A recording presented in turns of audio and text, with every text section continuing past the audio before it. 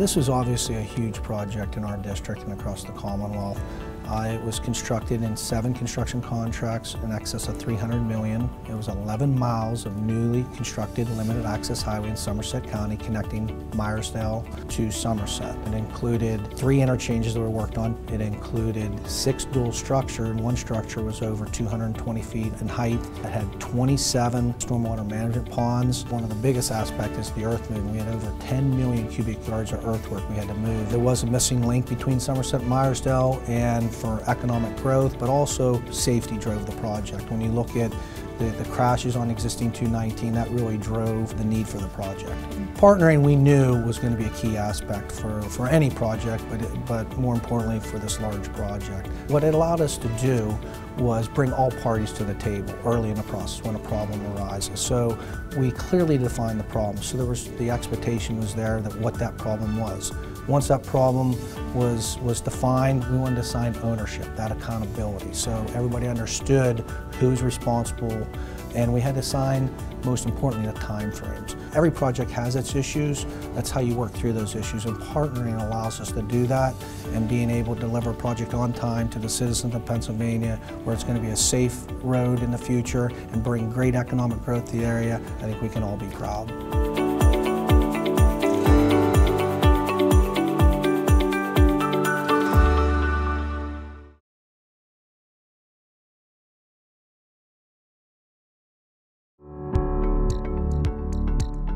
This is the Freedom Road construction project, SR 2004, and it's the relocation of a little over 2.5 miles of roadway that includes several structure replacements, a new box culvert, 4 areas of stream relocation, and the removal of a junkyard consisting of about 2,000 vehicles.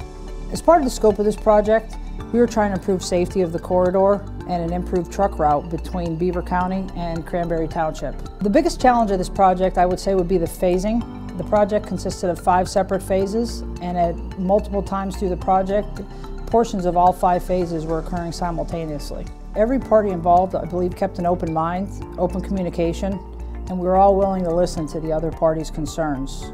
At the meetings, especially when we were discussing future work or current issues, we brainstormed together and came up with solutions that accommodated everybody to help the project move smoothly along. I feel one of the biggest benefits, I actually feel we had several large benefits on this project. One was the quality of the project. I don't feel the contractor was afraid to come to the department with issues, and the department was not afraid to go to the contractor with issues. And the other was completing the project on time. The fact that so much coordination had to take place and take place seamlessly. The partnering on this project extended far beyond the project limits. All parties involved get along extremely well. We still remain in contact with each other, and we still look to each other for advice on other issues were occurring throughout the district.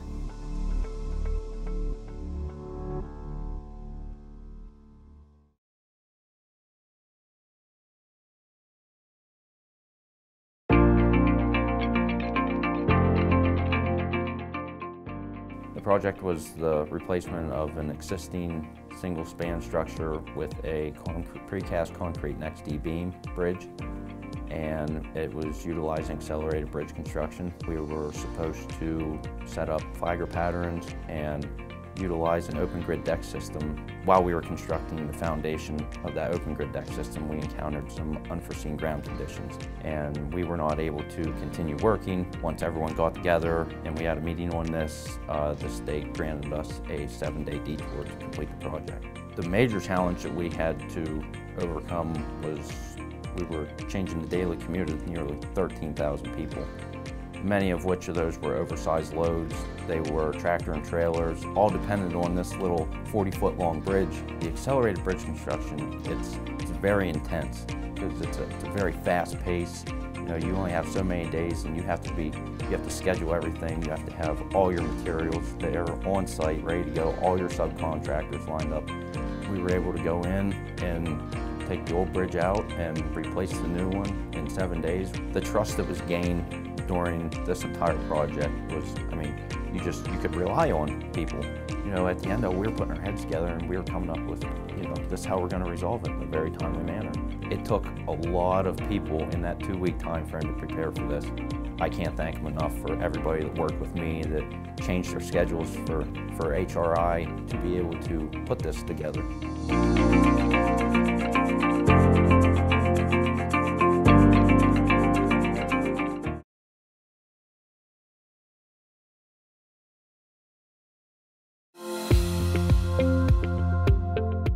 MP 242 to 245 Turnpike Total Reconstruction Project. It was a 4 to 6 lane conversion where we took the 4 lanes and widened them all the way out for 6 lanes and wide shoulders throughout that whole area.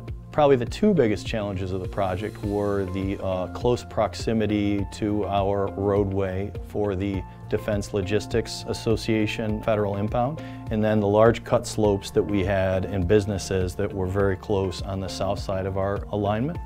We had an early partnering session where we brought all of their shareholders together. That really started the project off on the right foot. It allowed us to anticipate maybe some of the major issues that we expected we'd have to work through. We began having weekly coordination meetings, larger project monthly meetings as well, and then we had executive sessions a few times through the project. So that relationship that you have between the owner and the contractor and the construction manager is just so pivotal.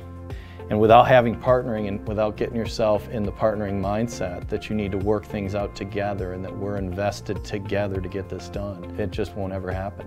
All of us, the construction managers as well as the contractors and the owners, we were really invested working through every single detail of what it was going to take to get that work done. At the beginning we really said there is no way this is going to work, but in the end it was done. And it was all because of all the effort that everybody put together as a team.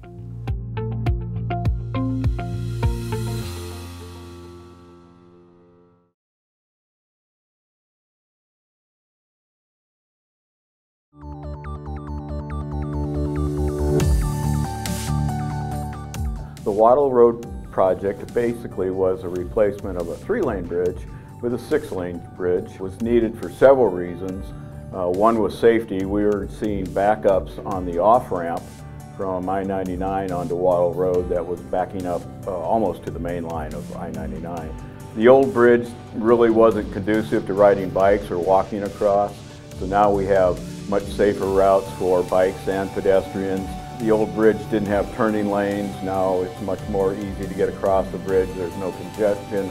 From the beginning, it was a good partnership. PennDOT put out this project with the township. They selected Glenn Harbaker, and we were the designer on that team. And I think we worked together through communications. We had many meetings. There was such an involvement with utilities, which involved the electrical, the communication, the water line. So it took a lot of coordination between all those entities and with Patton Township's involvement and their help. There was a great deal of cooperation with District 2 and Patton Township, Lehman. We all were a team. It facilitated a lot of things that and the communication from our people to the rest of the team made it work out very well. I think the communication between everyone went very well. The end results fit exactly the initial aim of this project, and that's what makes it successful.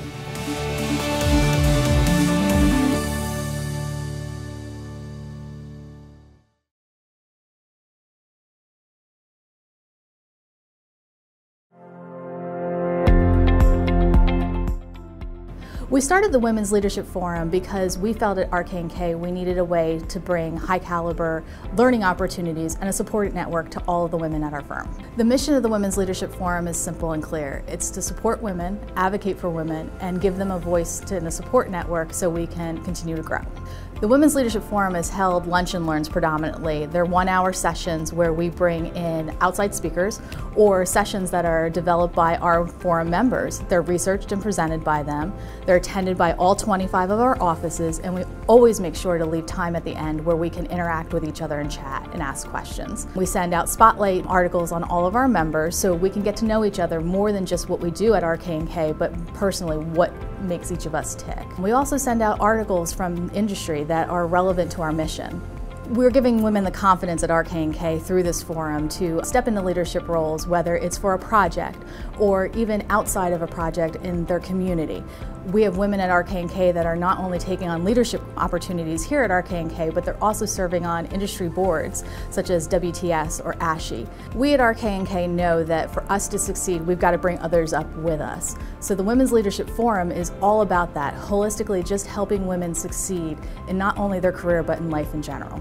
At RK&K, we know that there is no glass ceiling and that we all can and do make a difference.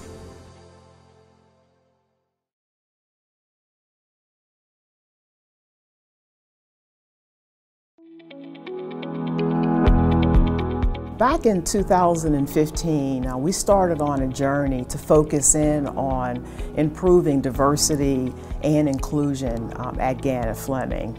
And our first step was forming a diversity and inclusion steering committee. The goal of the D&I committee is to make certain that our employees feel empowered, feel that they are welcomed in our workplace, that they are part of the overall Gannett Fleming family. Part of the overall strategy plan that came out of the Diversity and Inclusion Steering Committee was a development in supporting employee resource groups. One of them being the Connect Women at Gannett Fleming for career growth and development and other community activity. The second one that we have is what we call FuGen, and this is the future generations of Gannett Fleming. And so this is more with the junior level staff. And then the third employee resource group that we have is the military veterans. We have quite a bit of retired veterans at Gannett Fleming, and we also have people that are still in the service. The teams are involved in coming up with innovative ways to improve our quality of life, come from a diverse background. When you have these people all sitting at the table together, fantastic ideas on innovation and ways to improve come out of this.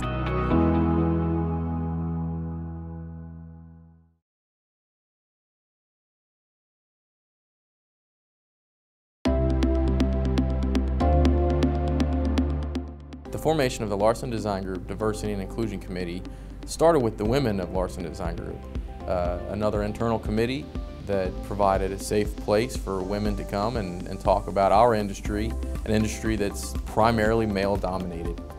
That committee realized we were limiting the diverse insight of different genders and ethnicities in business decisions here at Larson Design Group. Our committee's mission is to foster, cultivate, and preserve a culture of diversity and inclusion in the workplace. There's plenty of data showing how company financial performance improves for companies that integrate D&I into their working environment. Expanding the diversity of thought, perspective, and leadership in our industry is critical to meeting the next generation of engineering needs. Internally, we've increased the number of diverse members at the board and executive leadership level. The board is now led by a woman, and the executive leadership is made up of over 50% diverse employees. And we've modified our hiring policy, implementing the Rooney Rule, which requires hiring managers to include one woman and one underrepresented interviewee for consideration.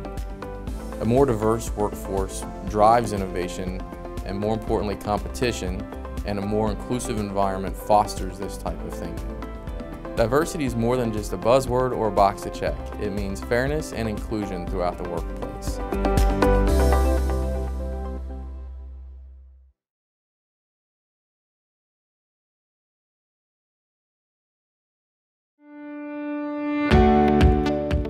The I-95 Missing Link project is really the completion of what was President Eisenhower's vision of the interstate highway system. A 1,900-mile interstate highway between Miami and Canada.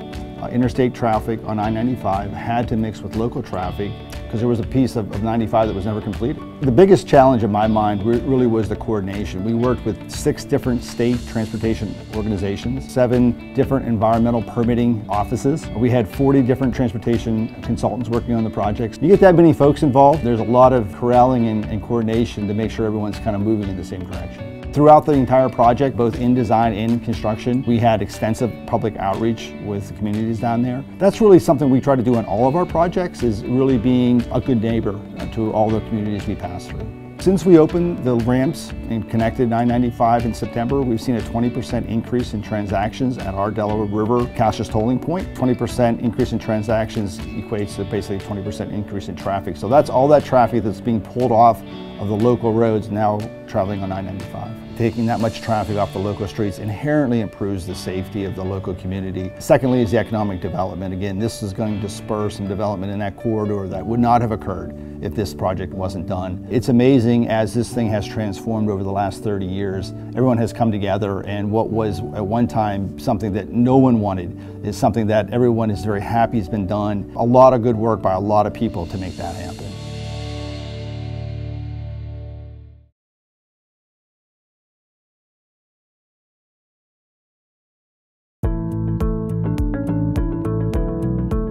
The South Valley Parkway project was needed for economic development in the region. It's mine-scarred land that dates back to the mining ages of Nanticoke and Hanover Township. The parkway brings an element of new economic development, warehousing, community safety, while creating thousands of jobs both in construction and in warehousing. This provided a 4-mile, 3-lane highway that provided safe access for industrial development traffic, and also the Luzerne County Community College is located off of this project, so the students can safely access the college. This bypass allows the community to have a nice, subtle main street with much better, safer flows and more community-friendly type areas. I believe the community's opinion has really came full circle, considering the amount of outreach that we did and the involvement they had and the jobs that have been created and the safety that was improved throughout the region. Knowing the final impact of the project now and knowing how the highways, with the final highway configurations and the safety of the roundabouts and the industrial traffic being taken away from the residential areas, it was a very positive impact. We created a safe traveling area for the industrial traffic, and we've eliminated some of the safety concerns that the residents had throughout the town for this industrial traffic. With that industrial traffic, we also created thousands of jobs, and it was all done in a timely manner that really creates a great economic boom for Northeast Pennsylvania.